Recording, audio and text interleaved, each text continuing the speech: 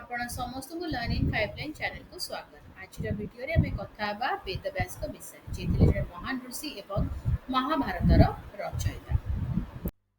ବେଦବ୍ୟାସ, ଯାହାଙ୍କୁ କୃଷ୍ଣଦ୍ୱୈପାୟନ ବ୍ୟାସ ଭାବରେ ମଧ୍ୟ ଜଣାଶୁଣା, ଭାରତୀୟ ଇତିହାସର ସର୍ବଶ୍ରେଷ୍ଠ ଋଷିମାନଙ୍କ ମଧ୍ୟରୁ ଜଣେ ଏବଂ ହିନ୍ଦୁ ପରମ୍ପରାର ଜଣେ କେନ୍ଦ୍ରୀୟ ବ୍ୟକ୍ତିତ୍ୱ।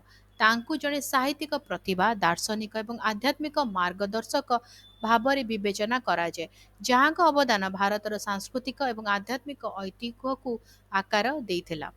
ଋଷି ପରାଶର ଏବଂ ସତ୍ୟବତୀଙ୍କ ଔରସରୁ ଜନ୍ମଗ୍ରହଣ କରିଥିଲେ। ବାଲ୍ୟକାଳରୁ ସେ ଅସାଧାରଣ ବୁଦ୍ଧିମତ୍ତା ଏବଂ ଗଭୀର ଆଧ୍ୟାତ୍ମିକ ଜ୍ଞାନ ପ୍ରଦର୍ଶନ କରିଥିଲେ। ସେ ମହାକାବ୍ୟ ମହାଭାରତର ଲେଖକ ଭାବରେ ସର୍ବାଧିକ ପ୍ରସିଦ୍ଧ, ଯାହା ବିଶ୍ୱର ସବୁଠାରୁ ଦୀର୍ଘତମ ମହାକାବ୍ୟ।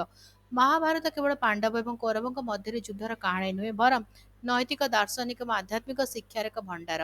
ଭାରତୀୟ ଦର୍ଶନର ସାର ଭାବରେ ବିବେଚିତ ଭଗବଦ୍ ଗୀତା ଏହି ମହାକାବ୍ୟର ଏକ ଅଂଶ। ଆଉ ଏକ ଉଲ୍ଲେଖନୀୟ ଅବଦାନ ଥିଲା ବେଦ ବର୍ଗୀକରଣ।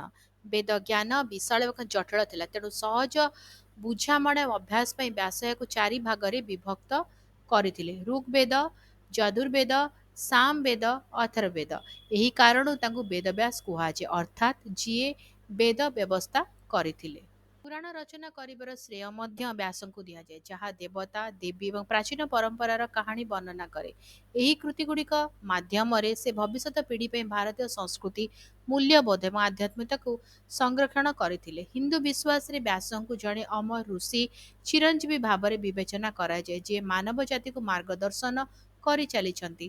ତାଙ୍କ ଜନ୍ମଦିନକୁ ଗୁରୁ ପୂର୍ଣ୍ଣିମା ରୂପରେ ପାଳନ କରାଯାଏ, ଯାହା ଶିକ୍ଷକ ଏବଂ ଆଧ୍ୟାତ୍ମିକ ମାର୍ଗଦର୍ଶକମାନଙ୍କୁ ସମ୍ମାନ ଜଣାଇବା ପାଇଁ କୃତ। ବେଦବ୍ୟାସଙ୍କ ଜୀବନ ଏବଂ କାର୍ଯ୍ୟ ଜ୍ଞାନ ଏବଂ ଧାର୍ମିକତାର ଗୁରୁତ୍ୱକୁ ଆଲୋକିତ କରେ। ସେ କେବଳ ଭାରତୀୟ ସାହିତ୍ୟକୁ ସମୃଦ୍ଧ କରିନଥିଲେ, ବରଂ ମାନବ ଜାତି ପାଇଁ କାଳଜୟୀ ଶିକ୍ଷା ମଧ୍ୟ ପ୍ରଦାନ କରିଥିଲେ।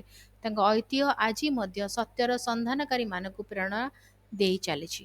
ଭିଡ଼ିଓଟି କେମିତି ଲାଗିଲା ମୋତେ କମେଣ୍ଟ କରିକି ଜଣାଇବ। ଯଦି ଭଲ ଲାଗିଲା ଟିକେ ଲାଇକ୍ କରିଦେବ, ଭିଡ଼ିଓକୁ ସେୟାର କର, ଚ୍ୟାନେଲକୁ ସବସ୍କ୍ରାଇବ୍ କରି ବେଲ୍ ଆଇକନ୍ ପ୍ରେସ୍ କରି ଅଲ୍ ନୋଟିଫିକେସନକୁ ଅନ୍ ରଖିଥାଅ।